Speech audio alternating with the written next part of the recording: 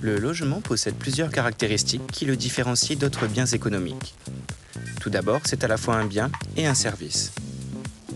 C'est un bien durable, il n'est pas détruit par sa consommation et constitue donc un patrimoine. C'est aussi un service dont tout le monde a besoin. Ce bien est fixé dans un lieu et possède donc un caractère unique. Son emplacement, son voisinage et son bâti seront les déterminants de sa valeur. Par ailleurs, il fait l'objet de relativement peu de transactions au cours de sa vie économique, ce qui rend sa valeur parfois difficile à évaluer.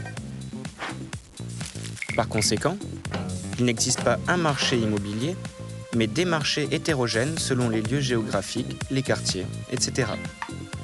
La rareté du foncier et l'emplacement constituent les principaux ressorts. C'est aussi un marché peu liquide.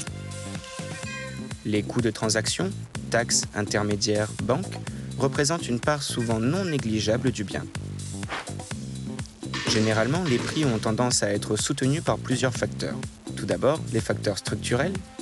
Le caractère durable du bien immobilier permet aux acheteurs d'espérer une revente avec plus-value. C'est donc un placement avec rendement. Le montant de la rémunération des intermédiaires dépend de la valeur des biens et ces derniers ont intérêt à la hausse des prix. Enfin, la hausse des prix dans les quartiers les plus demandés chasse les ménages qui n'ont pas les moyens d'y habiter vers les quartiers les moins demandés. Réciproquement, les ménages qui peuvent fuir les quartiers en voie de paupérisation le font et vont grossir la demande pour des logements situés dans les quartiers valorisés, entraînant un mécanisme haussier. Par ailleurs, la demande peut être amplifiée par le financement du crédit. Taux d'intérêt bas, allongement des durées d'emprunt, conditions très souples d'accès au crédit.